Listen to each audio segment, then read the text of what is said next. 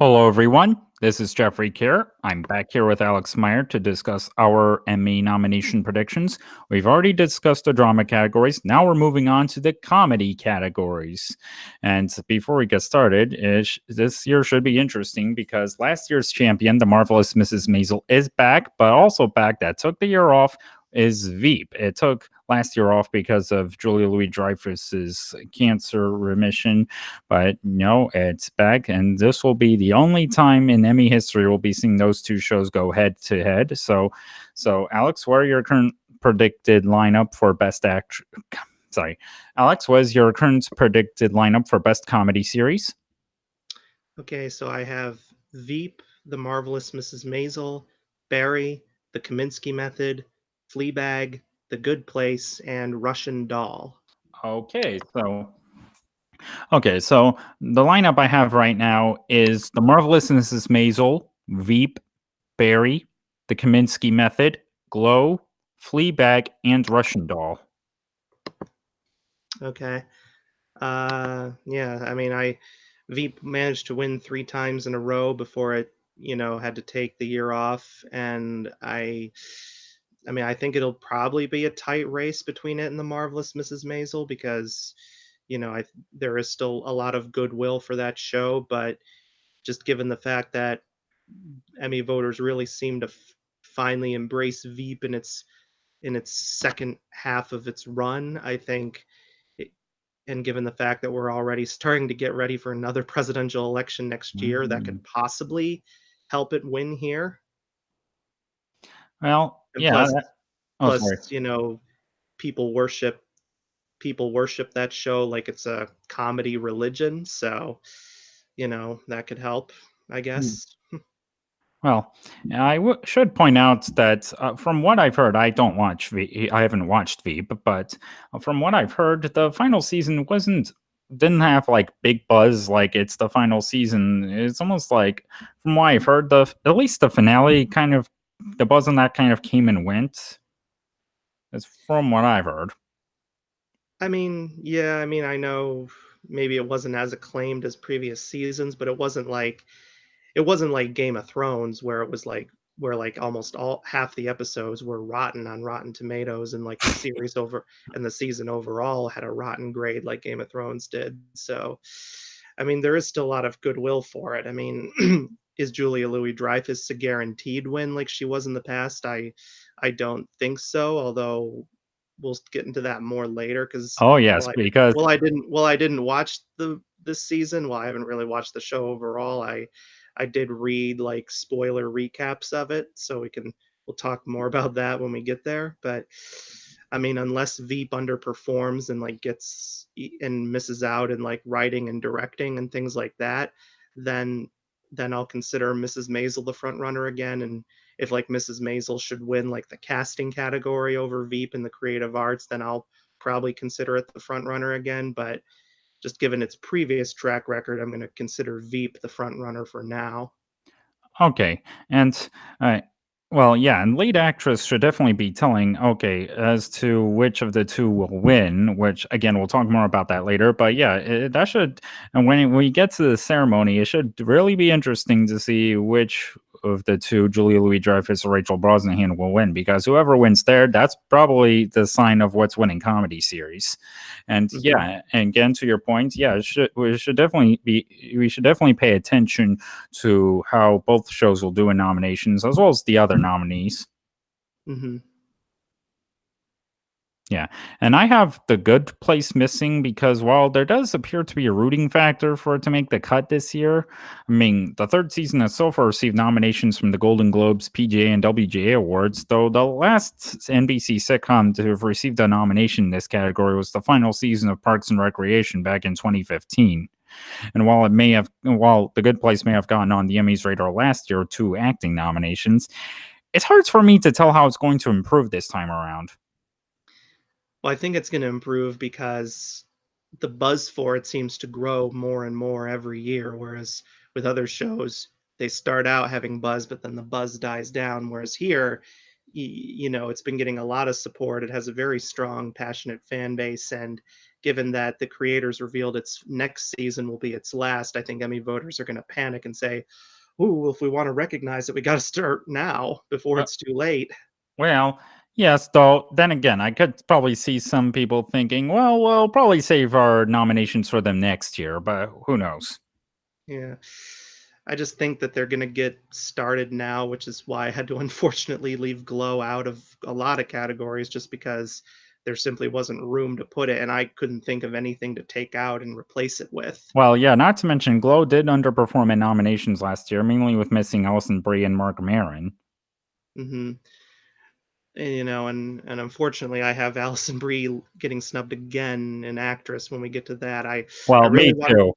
I wanted to squeeze her in. I really tried to, but there were a couple of other shows that got some late buzz, which kind of really pushed those shows into the attention. And I'll explain more about that later. Well, yes, though at least you and I are on the same page thinking Fleabag's getting in because, the second season has got, well, it's also hard to tell how that's going to improve this year. The second season has been gaining more traction than the first. I mean, it even managed to make the cut for Program at the Year at this year's Television Critics Association Awards. Yeah. Plus, they said that its second season is its last, so they Oh, literally have no other time to award it, at least at the Emmys. They wow. still got like the Golden Globes and SAG Awards for next year if they want to get on the bandwagon there, but the this year's Emmys is the last place for it to get television's highest honor. Mm, yeah, so So, So I guess now so I guess now on to best actor in a comedy series. The predicted lineup I have right now is Michael Douglas, The Kaminsky Method, Bill Hader, Barry, Ted Danson, The Good Place, Jim Parsons, The Big Bang Theory, Don Cheadle, Black Monday, and Jim Carrey, Kidding. oh wow, I have I, I mean, I have quite a different lineup there. Oh wow, I'm interested in hearing. All right, so my lineup is Bill Hader, Michael Douglas, Ted Danson, Jim Carrey, and then my last two are Anthony Anderson, Blackish, and Sacha Baron Cohen, Who is America. Oh wow, that's definitely a bold prediction for Sacha Baron Cohen. Hmm. But he does have a history of surprising. I mean, he infamously got an Oscar nomination for Best Adapted Screenplay for Borat, a film that people would think thought the Academy would never embrace, not only because of its controversial humor, but also the fact that several people sued the film because they were tricked into believing that they were being filmed for a real documentary. Hmm. Well, just because And who is America? It's we've seen actresses get nominated in lead categories for kind of sketch comedy shows. We saw Sarah Silverman get nominated for the Sarah Silverman program in 2009, and then we've seen several Saturday Night Live people get nominations and even wins. Amy Schumer got two nominations in 2015 and 2016 for Inside Amy Schumer. So while we haven't really seen many men get nominated for variety outside of Saturday Night Live, it does happen. Will so I think just because of its strong political nature and the fact that it gained a lot of attention for kind of what it helped expose with these crazy conservative politicians, I think that will help Who is America get at least some attention, including in this category. I don't have Don Cheadle getting in for Black Monday because the series got a mixed response from critics and it got no previous attention from Golden Globes, Critics' Choice, SAG Awards. So it's pretty much. I mean, I don't know. It just seems dead on arrival. Well, yeah, although Don Cheadle is kind of an Emmy darling, he's gotten a bunch of nominations from them at this point. True, but Anthony Anderson has never missed a nomination for Blackish. He's been nominated every single season so far, I I think I mean Blackish. It's been kind of. I think it's not going to get as much attention this year as it is in years past, but I think maybe at the very least he'll get nominated maybe one more time before the Emmys don't nominate him again. Well, yes, he has gotten in for Blackish the last 4 years, but it appears to me that the show has been losing a bit of momentum from an award standpoint. I mean, this past year, Blackish has so far been completely ignored by the Golden Globes, SAG, and Critics' Choice Awards. True, but like I said before, some Emmy voters just always like to check certain people off and make them like this, the one person that'll always get nominated. Like, for instance, David Hyde Pierce got nominated for all 11 seasons of Frasier, even when the show started falling out of the top categories.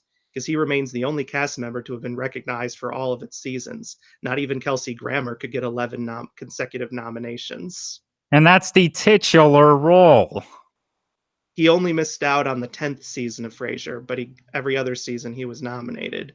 Whereas John Mahoney got 2 nominations, Jane Leeves got 1, and poor Perry Gilpin, who played Raj, she got no nominations, which was a damn shame. And I mentioned that in a forum once a long time ago because had Perry Gilpin gotten nominated, she had many standout episodes under the tape system that she could have submitted and probably won for. Hmm. Well, Well, I have Jim Parsons getting in because while he hasn't been nominated for his role as Sheldon Cooper on The Big Bang Theory since 2014, I think he probably has a chance of making a comeback for the final season, but we'll see. I mean, I did briefly consider putting him in as my sixth nominee, but he hasn't been nominated since 2014, and a 5-year gap is pretty rare at the Emmys for nominations. And the show kind of fell out of favor pretty quickly, and many people, I think, felt it wore out its welcome a long time ago. Hmm. So, I mean, I know the finale was pretty well received by fans and critics, but I know many people felt that the show didn't need to be 12 seasons long and that they just kept renewing it because audiences for some reason just still kept watching it. Hmm. Yeah. So, I mean, again, we'll see. So, I guess now on to Best Comedy Actress. Okay, I gotta take a quick drink for this. Okay.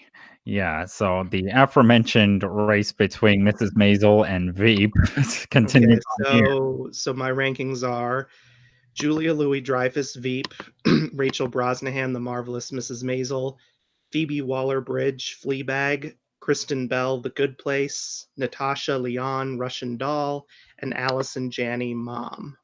Okay, my lineup right now is Rachel Brosnahan, Julia Louis-Dreyfus, Allison Janney, Pamela Adlon, Better Things, Phoebe Waller-Bridge, and Natasha Lyonne. Okay. Yeah, I mean, I've never predicted Pamela Adlon because I just didn't think the voters would even recognize her show. I mean, obviously they recognized her, but it seems to me they like her, but not the show itself. And I think this year she's going to miss the cut because if you can only get nominated for your performance and nothing else, you're going to lose momentum eventually. So, and just with Thing about Allison Janney and Mom. but the thing is, Emmy voters, they don't just love Allison Janney, they love her. I mean, she's a queen in their eyes. She's their Meryl Streep. Yeah, that's I true. mean they'll not they nominated for almost anything. I mean, she's won eight, I think 8 times so far, when you count everything from West Wing to Masters of Sex to Mom. I mean, she can do no wrong in their eyes, which is why she's always manages to get nominated for Mom, even when switching from supporting to lead, and even when the show itself almost never gets nominated for anything outside of her. But Yeah. I do feel that at this point, she only has so much more time before she's not nominated for Mom, because now the show is, I think, and it just finished, I think it's sixth season. Yeah, I think 6 because I know it said it was renewed for, like, a 7th and an 8th season at least. Okay. So, I think she has this or at least next year may be her last year getting nominated here, but I think for now, she'll still make the cut, albeit barely. But I have Phoebe Waller-Bridge getting in for Fleabag just because it's the last chance to nominate her here, and I think given the added momentum The Good Place seems to slowly get every year, I think that'll finally help Kristen Bell get in, and finally those who were screaming at the Emmys for years saying, "How dare you snub her for Veronica Mars," can finally breathe a sigh of relief. Well, then again, we'll see if she has a better chance for the Hulu revival. Yeah, well, I mean, and of course, like I said, with The Good Place, they only have 2 more chances to nominate it, so if they wanna recognize her, they better start probably now. And then I have, Natasha Lyonne getting in because, of course, Russian Doll got all this momentum. But I have Julia winning again just because she has the perfect track record. She's never lost for Veep yet, and we know the Emmys really love her too because she's won for not only for Veep but also for Seinfeld and The New Adventures of Old Christine. And And she it, has the narrative of coming back after going through cancer. I guess one possible downside to her winning is I mean, I guess one possible reason she could lose this time, because I do agree it's a much tighter race between her and Rachel Brosnahan than it maybe was in the past. Although I will say this, Amy Poehler should have won at least one time for Parks and Recreation, and the fact that she didn't is a massive injustice. Just like how Tom O'Neill feels about John Hamm losing to Kyle Chandler in 2011. Mm, yeah. Amy Poehler should have at least won for the final season of Parks and Rec, for sure. But anyway, I think what could possibly threaten her win this year for Julia is the fact that her character, while always kind of known for being unlikable, I know some Veep fans felt even she went too far because to gain the presidency, she engages in voter suppression and promises to repeal gay marriage.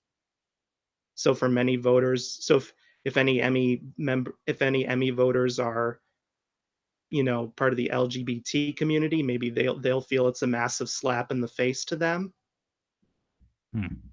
you know.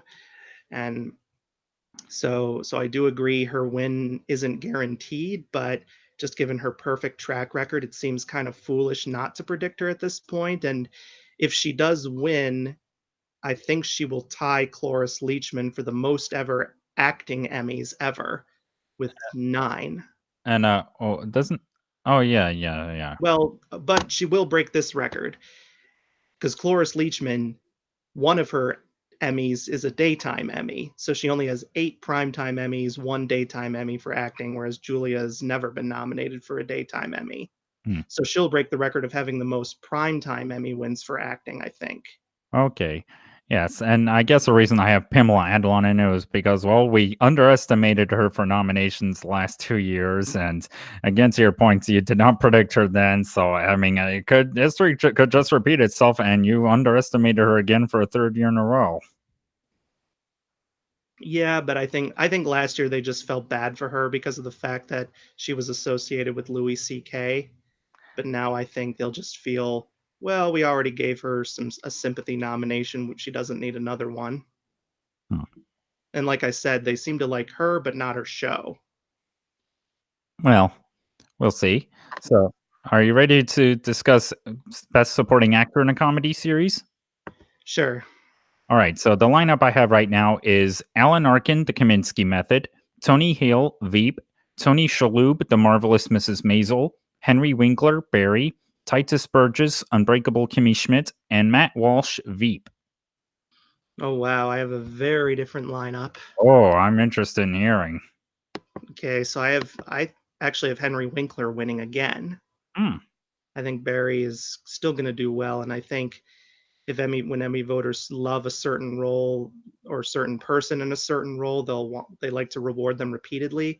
Well, And then the again, the reason why I don't have Alan Arkin winning like a lot of people do is because it seems Emmy voters, while they like to nominate movie stars, they don't always like to reward them unless it's a limited series category.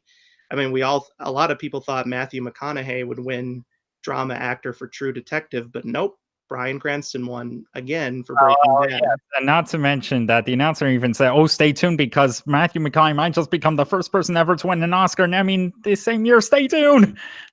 Well, but he's not the first person to do it. I mean, Helen Mirren won an Oscar and an Emmy in the same year. So did Helen Hunt. Oh well, at least actor, male actor, maybe not overall, but male at least. Yeah. Well, there might be a male actor that might have done it. I'll have to look it up. let me think. Was I? Oh, yes. So like I said, they like movie stars but don't really love them. So I mean, I mean, we all thought. I think maybe the movies and the anti-movie star bias may have also been a reason why Kevin Spacey always lost for House of Cards every year. Hmm? Probably. Well, So but of so course, so they seem to the TV Academy seems to prefer TV actors to win the TV categories of, like, continuing comedy and drama series, and Henry Winkler, of course, is a TV legend.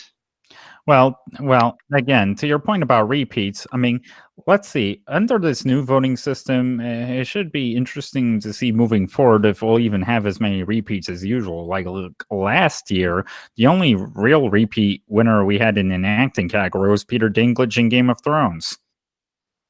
Yeah, that's true, but still, I mean, Henry Winkler, many people might just see his name and automatically check it off because they remember him from, just from decades of television work. But Well, then the then rest given that, well, he finally got his primetime Emmy last year, they may feel need. We don't have as much pressure to give him one. Yeah, that's true, but I think, I don't know, I just have this feeling that they'll want to acknowledge Barry again in some way, and that the acting categories are the best way to do it. Well, Plus, it's a show about acting, so we well, know we know Hollywood loves to reward itself, basically. yeah, isn't the Kaminsky method about acting as well?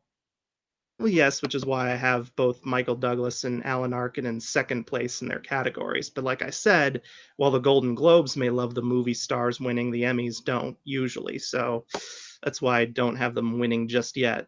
I mean, I might change my mind when the nominations are announced, but we'll see. Yeah, And or who knows? Maybe if Paul and Veep split their supports in comedy series, Barry could just sneak in and take it.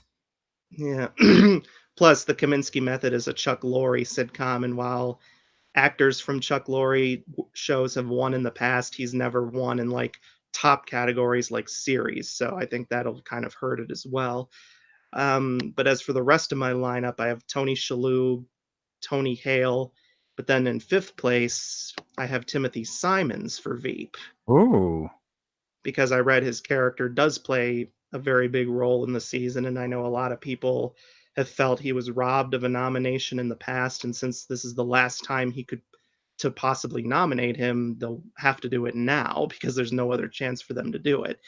And then I have finally Titus Burgess because every year he's managed to get nominated for Kimmy Schmidt, even when the show has begun to fall off the Emmy radar. And since that finally ended this year, I suspect they'll want to nominate him one last time. Yes.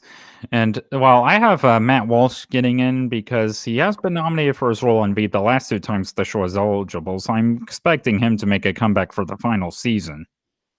Right, but Timothy Simons, in this case, he literally becomes the Veep because, from what I read, Selena chooses him as her vice president on her ticket, so that so that she has a good shot of winning the election. And yeah, so so he becomes the titular character in a way. Huh. Well, it should be interesting to see if, Veep really overperforms the nominations for the final season. Hmm. Yes, so are you ready to discuss best supporting actress in a comedy series? Yep. All right. I believe it's my turn, right? Yes, it Yeah. is. So my lineup is Alex Borstein, The Marvelous Mrs. Maisel, Kate McKinnon, Saturday Night Live, Anna Klumsky, Veep, Marin Hinkle, The Marvelous Mrs. Maisel, Darcy Carden, The Good Place, and Olivia Colman, Fleabag. Okay, the lineup I have is Anna Klumsky, Alex Borstein, Kate McKinnon, Betty Gilpin, Glow, Maren Hinkle, and Olivia Colman. Okay. Uh, yeah, I mean, I do. I mean, yeah, I mean, I don't really have too much of an argument there. I just, if Fleabag hadn't come in this year, I probably would have put Betty Gilpin here and also Alison Brie in lead actress.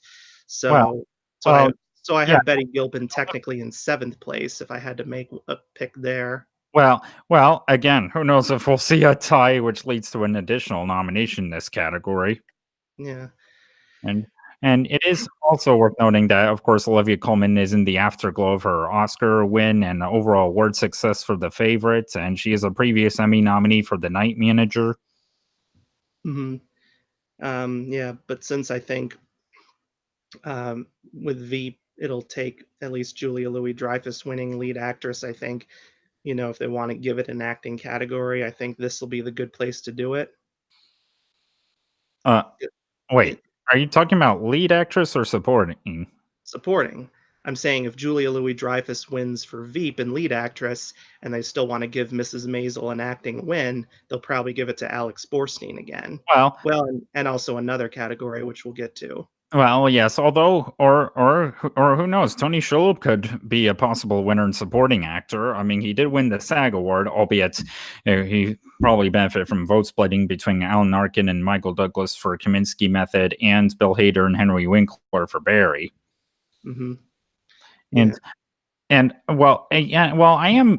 I have Anna Klemsky out front right now, given that it is the final season for Veep, and this is the last chance Emmy voters have of awarding her overall work on the show.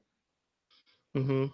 Although I heard some fans complain that they felt her character didn't have enough to do. So, I don't know if that'll affect her. And Alex Borstein, she's almost kind of like a co-lead on Mrs. Maisel, which I think probably gives her a strong leg up in this category. Yeah, I do. Yeah, that is partially why I do have her in second place right now. Hmm. All right, and then I just have Darcy Carden getting in because the she's actually announcing this year's Emmy nominations with Ken Jeong, and they almost always have to tell one of the nominees, "Oh, guess what? You're one of the announcers. Oh, guess what? You're a nominee too." I remember that happened with Anthony Anderson one year. Well, it happens almost every year. I remember it happened with both Jim Parsons and Chandra Wilson in 2009 when they co-announced together. It happened with Samira Wiley last year. It happened with I think it was Jimmy Kimmel in 2012. Hmm. It's become a tradition. I think they like to, Plus, like I said, I think the increased momentum of the Good Place, and given how her character is always hailed as like the standout, I think that'll help her. Well, we shall see. So, are you ready to discuss Best Guest Actor in a Comedy Series? Yep. All right, so the lineup I have right now is Peter McNichol, Veep, John Mulaney, Saturday Night Live, Bob Newhart's The Big Bang Theory, Lin-Manuel Miranda, Brooklyn Nine-Nine, Danny DeVito, The Kaminsky Method, and Adam Sandler, Saturday Night Live. All right, I have the same six, but a very different ranking. Okay, so So what? my rankings are John Mulaney, Peter McNichol, Adam Sandler, Bob Newhart, Lin-Manuel Miranda, and Danny DeVito. Yeah. I mean, yeah, I did notice that Danny DeVito is the only one of our predictions that's not in the overall predicted lineup at Gold Derby, but I have him getting in. I mean, he's a previous winner for Taxi and has earned 4 additional nominations over the years, and I have a feeling he's going to sneak in here for the Kaminsky Method. Hmm. Yeah, but I have John Mulaney winning just because he seemed to he seems to have been the most praised host of Saturday Night Live this past season. Plus, he's a former writer for the show, Hmm. and we know how much the Emmys love to honor Saturday Night Live hosts in the guest acting categories. Even former cast members like Jimmy Fallon managed to win this category twice this decade. Hmm. So, plus, like, yeah, so that's basically why I have him here. Well, definitely a good argument, and I mean, I could see Peter McNichol possibly winning, maybe as a way to apologize for when they had to revoke his nomination in 2016, which I yeah. know some people, like Sam Ekman, were very upset by. Yeah, it's ironic because Peter Scolari, who took his spot in the nominations for girls, ended up winning. I know. Yes, and I remember a lot of us predicted that Peter McNichol would actually get nominated in this category 2 years ago, but that didn't happen. Mhm. Yeah. Oh, so I guess, all right. Oh yeah, I guess before we move on, What do you think of Luke Kirby? He sounds like a potential nominee for playing real life comedian Lenny Bruce on the second season of Mrs. Maisel. What do you think of that possibility? Uh, I guess it could happen. I mean, I guess he'd be in my seventh place slot if, but it's I'm not sure who to take him out of my lineup to replace him with if I had to. Well, yeah, I'm not sure if he can be able to break through given that a lot of the other possibilities are well established veterans. So Hmm. we'll see. So now on to the final category in the comedy, and that's Best Guest Actress in a Comedy Series. So it's your turn, I believe. Yep, and I have Jane Lynch, The Marvelous Mrs. Maisel, Kate Blanchett, Documentary Now, Sandra Oh, Saturday Night Live, Emma Thompson, Saturday Night Live, Christine Baranski, The Big Bang Theory, and Anne Margaret, The Kaminsky Method. Okay, so okay, here's how I have my lineup now. It's Jane Lynch, Maya Rudolph, uh, Kate Blanchett, Emma Thompson, Christine Baranski, and Wanda Sykes for Blackish. Wow. Okay, it's a very different lineup from mine. Hmm. Yeah. Well, I mean, I just, um, well, they seem to like a lot of movie stars in these variety categories, which is why I have, like Kate Blanchett and Emma Thompson, and of course they always love Saturday Night Live hosts. And Jane Lynch, she was nominated in the this category last year, but didn't win, so they might want to make it up to her here. You know, and they always seem to love Christine Baranski on The Big Bang Theory, and they just seem to love her in general. So that's why I have her here. And of Well, course, Anne Margaret, she managed to win. Well, she won Guest Actress in a Drama for Law and Order Special Victims Unit, so she's already an Emmy winner. So therefore, that could probably help her get in here again this time. At least, of course, now it's a comedy instead of a drama. yeah. I mean, yeah, I was tempted to put in Maya Rudolph too, but I don't know who I'd take out to replace her with. Hmm. There just simply wasn't enough room to put her in here, but I do agree she's probably has a good potential to upset one of these ladies I predicted. Well, yes, and yeah, and Sandra Oh, I definitely see the argument for her. I mean, she's a strong contender on for Killing Eve on the drama side, but I'm not. Well, I mean, there's other potential candidates for this category that I'm not sure if she can score multiple acting nominations this year. Same with Rachel Brosnahan, who's also in contention for hosting Saturday Night Live. Yeah. Well, we'll see. Well, hell yes. Plus, I mean, well, I've heard that Sandra O's episode of Saturday Night Live, I didn't see it, but I've heard that it wasn't, well, buzzy, at least not to the extent of Emma Thompson's was, which I did hear about. Yeah. Well, we've seen the Emmys tend to uh, create a lot of double nominees every year, especially if like one of them had a Saturday Night Live hosting gig. Yeah, like Donald Glover and Bill Hader last year. Hmm. So yeah. Well, again, we'll see. And at least you and I are on the same page thinking Emma Thompson will get in because, I mean, she not only was her episode buzzy, but I also think her visibility factor from this past year with King Lear, Late Night, and Years could help. Yeah, I do agree on that. Yes, and even though I don't have Blackish Gang in anywhere else, I have a feeling that Wanda Sykes is going to show up here again for her recurring role for the third year in a row, especially it helps that she's an Emmy darling with 9 nominations and a win for writing The Chris Rock Show could help. Yeah, that's true. Although hopefully I mean, I'm assuming she's a member of the TV Academy like she is with the Film Academy, but hopefully she won't wait until the last minute because I know she caused some outrage on the Ellen DeGeneres show when she admitted she cast her Oscar ballot like 15 minutes before final voting closed, and she just like randomly picked like Black Panther and Black Klansman for everything. Oh, wow. Wow. I'm like, come on, Wanda, you know, vote carefully. Hmm. Some people thought it was hilarious, but I didn't. I mean, you're an Oscar voter. Take your voting seriously, for God's sake. Hmm. Yeah, so I guess this just about does it for our predictions in the comedy categories. We'll be back soon with our predictions for the limited series movie categories. All right. And well, wouldn't do we incorporate the variety nominations with them, or is that separate too? That's separate too. Okay. Okay, so we'll be back soon.